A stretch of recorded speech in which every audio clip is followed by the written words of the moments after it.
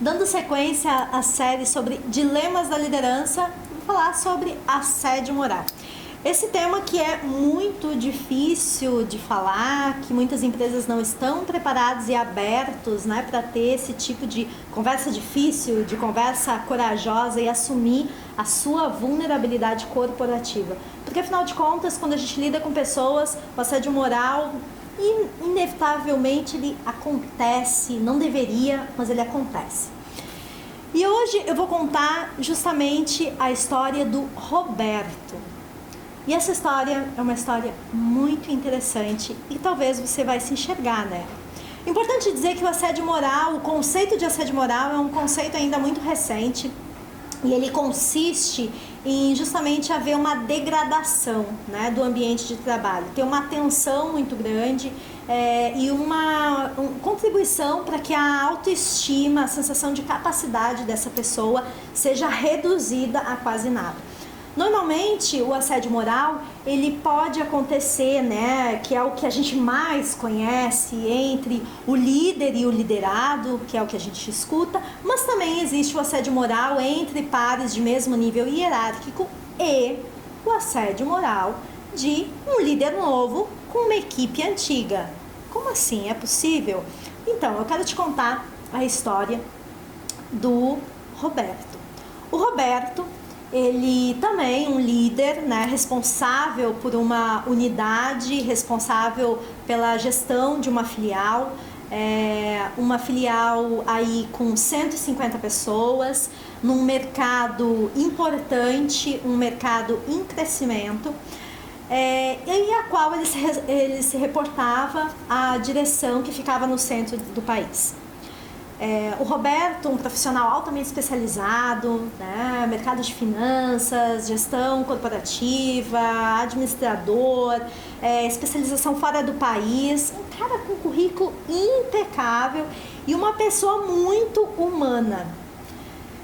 O Roberto, ele iniciou um processo de liderança integradora justamente para poder desenvolver a sua equipe, né? Estar mais próximo, melhorar os seus resultados, mas também melhorar a sua qualidade de vida, porque em outro vídeo, quando eu falo sobre o que é liderança integradora, eu comento que um dos pressupostos da liderança integradora é esse líder olhar para si, é ele ter muito claro o comando da sua vida para poder multiplicar isso com os seus pares. E o Roberto começou esse processo. À medida que ele foi apresentando os primeiros resultados, ao apresentar, ele escutava dessa diretoria sempre que os resultados, que a forma como ele estava gerenciando a equipe, a forma como ele estava buscando os resultados não eram suficientes.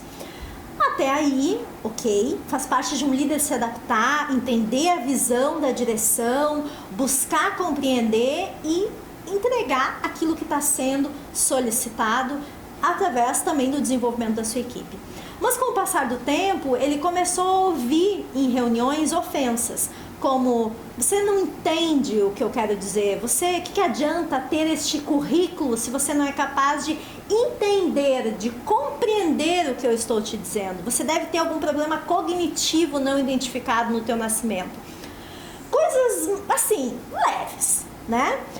Bom, o Roberto, como um cara movido a desafios e vindo de grandes empresas, ele persistiu, ele continuou e cada vez mais as ofensas foram aumentando, até que ele ouviu falar que ele era burro, que ele era um incompetente, que ele simplesmente não entendia, que simplesmente a direção não sabia mais o que fazer para que o Roberto pudesse entender o que precisava ser feito.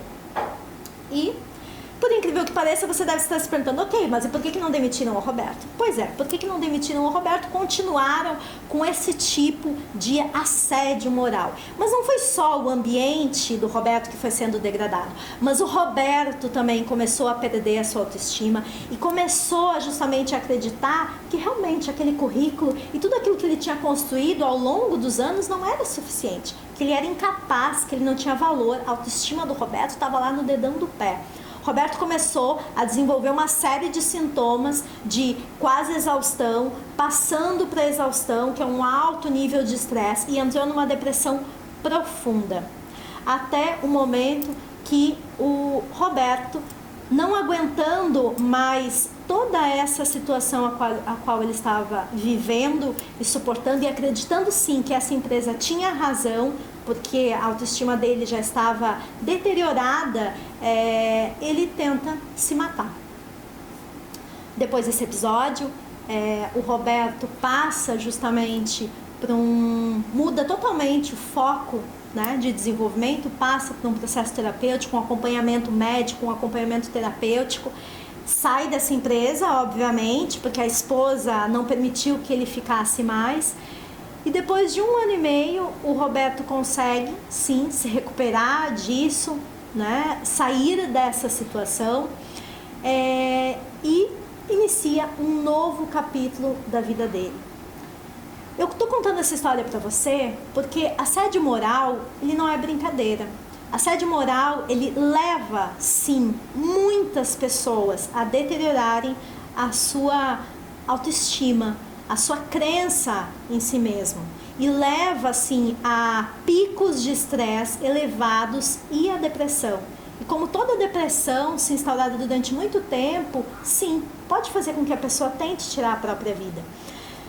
Quando um líder integrador, ele se percebe diante de um assédio moral, seja ele sofrendo assédio moral ou ele percebendo que dentro da sua equipe está acontecendo isso, a primeira coisa que ele faz é ele tomar para si as rédeas dessa situação, chamar o RH para conversar, se é uma situação com o liderado dele, para tentar equalizar isso, para realmente tratar isso de uma forma ancorada nos valores pessoais dele, nos valores que ele acredita que deveriam ser na forma de condução com as pessoas e dentro daquilo que ele acredita em termos de sentido do trabalho, de sentido da vida dele e naquilo que ele espera para o outro.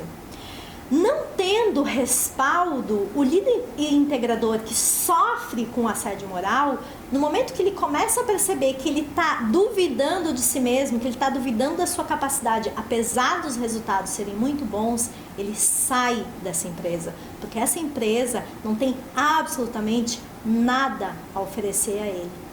Então, um líder integrador jamais permite que alguém diga qual é o seu valor.